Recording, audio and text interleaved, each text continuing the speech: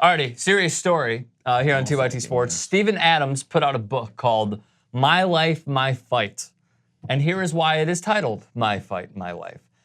He goes on to say, after my dad died, I didn't have the fight. I knew I wanted to do something, but I just didn't know what that thing was. And if a purpose hadn't come along soon, I would have started looking for something, anything, to feel a high. In those first few months at Pitt, where he went to school, I thought seriously about chucking it all in, quitting America and going home to New Zealand, where I was more comfortable. I would say at least half of what I was feeling was in fact homesickness and nothing to do with basketball. The moment I stop enjoying basketball, I'll quit.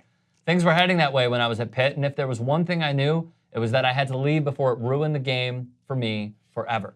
It's not easy being completely alone in a new school. This is something none of us can relate to. It is not easy being alone in a new school, as well as a new country. The usual advice to make friends and create a family didn't work. I got through it with sheer determination and the knowledge that it wasn't forever. If it would get me to a career in basketball, I was willing to put up with some lonely, painful years. When I think back, I realized that I was actually very lonely. And if I'm honest, probably a little depressed. No one had told us how to cope with grief. We didn't see a counselor or go to any therapy sessions.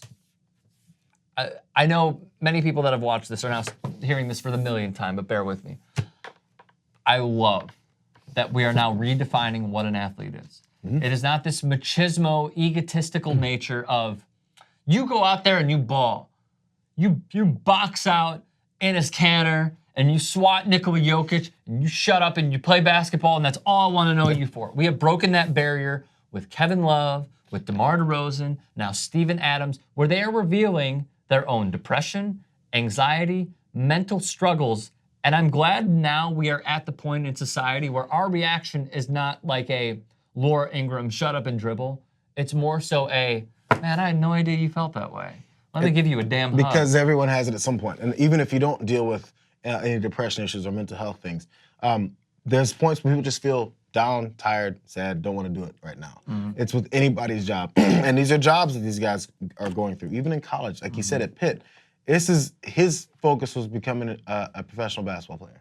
It worked out for him. That's everybody's focus when they get to that level of competition. Like, maybe I can be pro, hopefully in some kind of way. So when that becomes your whole thing, you're preparing for a career, this is serious, and it's every day. There's not really any days off. Right. We've talked before about, say, things like concussions or football players getting hurt or dealing with, we talked about in Maryland, the offensive lineman that died. We see these guys as big, impenetrable human beings. So then as soon as something goes down normally that every other human deals with and then we have some kind of empathy for, it doesn't work out for them. Because like, oh, yeah, you're tired. Run another lap. That'll help you. I pay $85 to get in the stadium. Drag him off the field. Why is he so... Entertain me. Yeah. Why is he so dispensable now? It's the way we've always approached it. And also, because if you reveal any of your weaknesses, your opponents may use it against you. Yes. Very much so. Mental weaknesses specifically. It's like, oh, he's not mentally tough, therefore he's not going to come through. I think I have the answer, but why do you think more NBA players are coming out like this and we've heard none with the NFL? It's a different culture.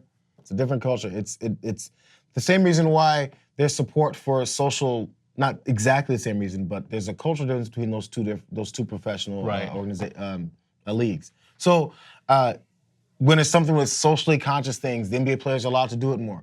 Not so much so, obviously, with the NFL.